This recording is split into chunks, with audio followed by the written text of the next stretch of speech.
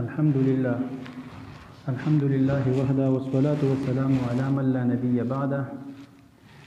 أما بعد فأعوذ بالله من الشيطان الرجيم. بسم الله الرحمن الرحيم.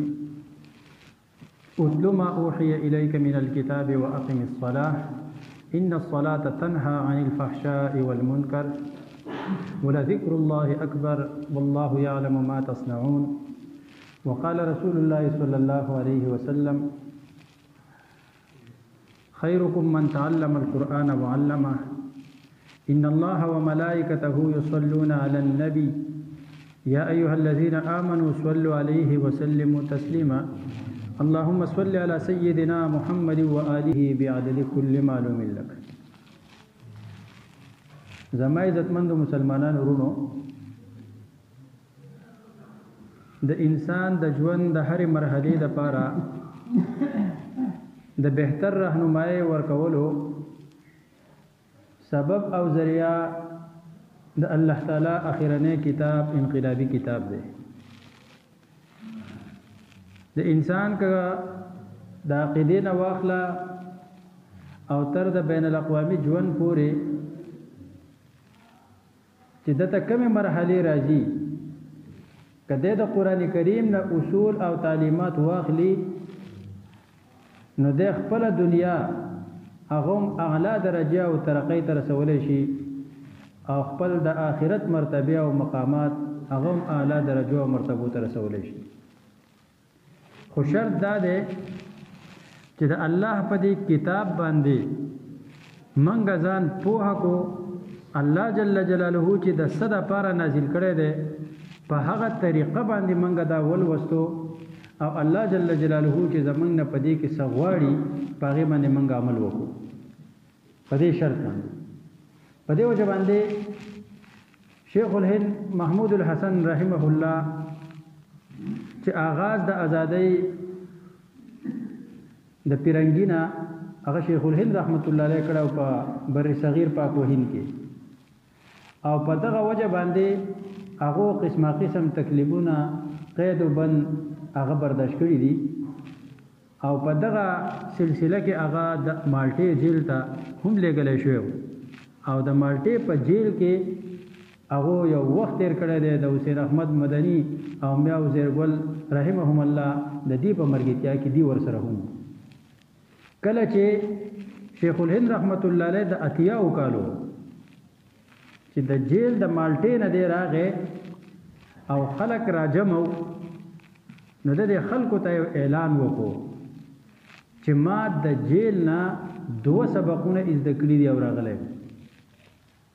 نو ټول خلک هغه حیران شول چې زمنګ د مشر زمنګ د استاد چې د اتیا کالو په عمر کې د 10 سبقونه زده کړي دي.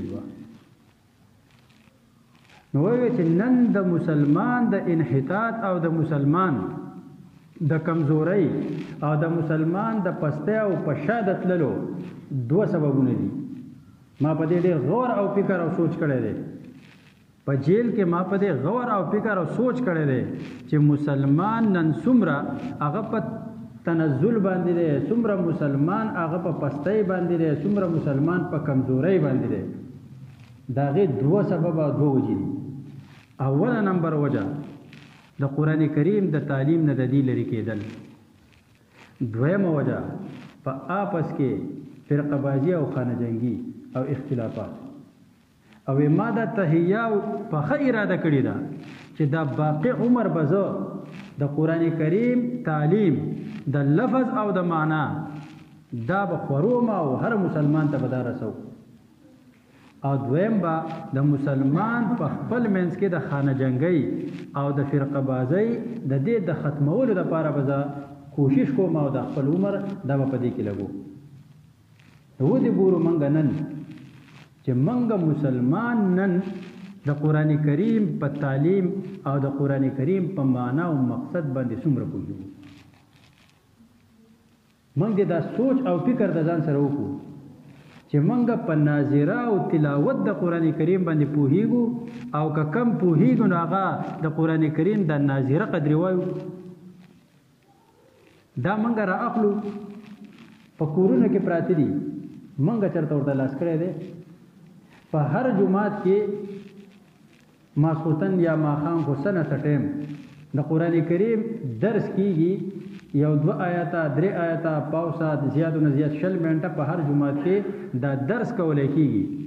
موږ څومره کسان او مسلمانان دې درس کې د شرکت او د کیناستو دا غیرکه اهتمام کوي او کینی چې ځان پوهه کی چې الله تعالی دا ما ته سره لګیلی دی په دې کلام کې، زه په دې باندې څومره پوهه یم پوهه نه یم، ځان په دې خو پوهه کم کنه چې ما ته الله جل جلاله په دې کې څه ویلي دي.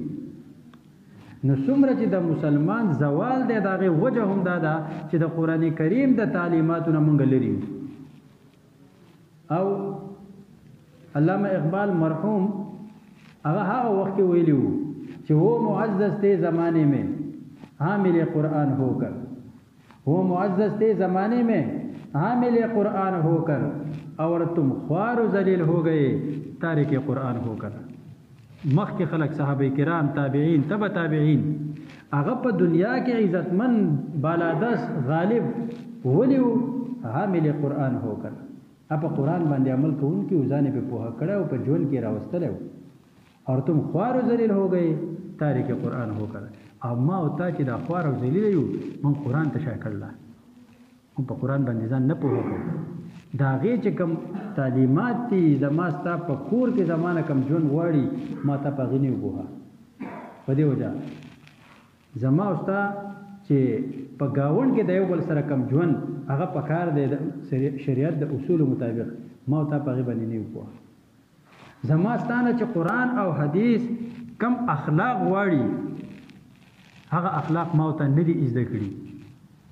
زما او ستانه چې په جنگ جګړه او اختلاف کې کومه رویه او کومه طریقه اسلام او شریعت غواړي ما ته په هغې باندې نه پوهه او نه زده کړې ده. زما او ستانه چې کله زما او ستا د ویش بحث راشي، د ځمکو بحث راشي، ما ته نه زده کړې ده او نه یې په ځان پوهه کړی دی. نو چې کله هم د قرآن د تعلیماتو نه سلسله کټ شوه، د الله سره رابطه ختم شوه، نو بیا خو د زور او زبردستۍ کار دی چې د چا څومره قوت او طاقت وي هغه امره به دی ځان له شوکه کوي، هغه امره به دی ځان له راښکودل کوي، هغه امره به دی ځان ګټه کوي. په دې وجه باندې د قرآن تعلیم عام کول پکار دي، په دې ځان پوهه کول پکار دي. نو چا کې چې دا کوتاهي په موږ ټولو کې ده چې د قرآن کریم په تعلیم نه موږ بالکل شاته دي، د سر نه پیاړو پوهېږو. نو که چېرته بالفرض ما ته یو سړی یو خط راولېږي او په داسې ژبه وي چې زه په هغې باندې نه پوهېږم، نو زه په دې په خپله نه پوهېږم. نو دا خو نه چې ما یې چې وکړه هلکه په دې زه نه پوهېږم چې کور کې چېرته په یو کتاب کې په المارۍ کې په یو فایل کې مې کېښودو بس پروت دی ځان له. زه به راپاسم راوبوځم دا خط چې په کومه ژبه باندې دی زه به د دې ژبې ماهر هغه وګورم چې ما ته دا خط پړاو کې چې دا چا ما ته رالیږلی په دې کې دی څه وایي. نو زه په یو پسې ګرځم، په بل پسې ګرځم، په بل پسې ګرځم چې تر څو مې ځان په دې خبره باندې پوه کړی نه وي تر هغه وخته پورې زه دا پاڼه هغه ږدمه نه وم. نو اوس موږ دې سوچ وکړو چې الله تعالی دا لوی کلام رالیږلی دی او ما ته یې په ورکوټوالي باندې ناظرې ویله تر اوسه وله ګوتې نه ورځو چې موږ ته پکې الله څه ویلي دا چېرته موږ په چا پسې راغستی دې ته چېرته موږ ناست یو په دې موږ ځان بیا پوه او د پوهې نه وروسته پې عمل کړی دی. نو زما استاد د زوال چې نن څومره مسلمان په ټوله دنیا کې هغه د کمزورۍ شکار دی هغه الله د الله رسول د الله کتاب د الله دین ته هغه شا کړي ده.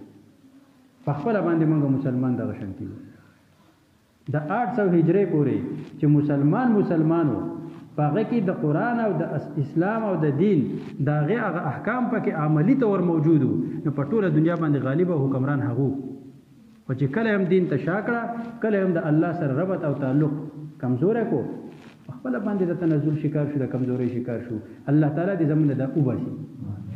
دویمه خبره په آپس کې د یو بل سره خانه جنګي، د یو بل سره هغه ورانې کول، د یو بل سره حسد بغض کینه ساتل او د یو بل په ترقۍ باندې خفګانونه د دې چل نه دې منقلع شو. ځکه دا ټول منګه د یو آدم علیه السلام اولاد یو او په دې یو معاشره کې موږ د یو بل سره اوسېږو. پدې کې الله جل جلاله چاله ډېر چاله لګ، چاله لګ وحده چاله غټه وحده، چاله لګ مال چاله ډېر مال، چاله لګ عزت چاله ډېر عزت. دا الله تعالی خپل یو ویش کړی دی او هر سړي د خپل یو قدر او مرتبه ورکړي ده. نو چې چاله الله عزت ورکړی دی زه د هغه په عزت باندې ولې خفه کېږم؟ چاله الله جل جلاله یو وحده ورکړې ده زه په ولې خفه کېږم؟ چاله الله تعالی یو مرتبه ورکړې ده زه په ولې خفه کېږم؟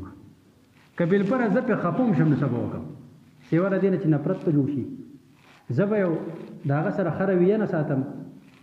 ظاهره خبره چې هغه زما سره ښه رویه نه ساتي، چې زه د هغه سره ښه رویه نه ساتم هغه زما سره ښه نه ساتي، نو هېڅ چلوم نه کېږي. خو په ځان باندې د دنیا دا ژوند به لږ لنډ تنګ کړو، د پریشانۍ به وکړو. خو که زه وایم چې دا زما رور عزیز دی، دله چې الله څه ورکړي الله دې ورله نور هم ورکړي، زما په کار به راشي. مثال په طور باندې مثال زما یو رور عزیز دی د دې محلې کس دی، الله ولا ګاډی ورکړلی. مثال زه سور ماسپښین دی وړی دی او په دغه روډ کې ولاړ یم، زه مینګورې ده ګاډي نشته، زه ولاړ یم چې دی راشي نو دی به ما ته ودرېږي نو چې راځه مولوي صاحب راوخېږه، زه به ورسره وخېږم مینګورې ته به لاړ شم. نو که دا زما د دې رور عزیز سره الله پې دا رحم نه وی کړی نو ما ته وکړي بیا هم سهولت نه و که نه.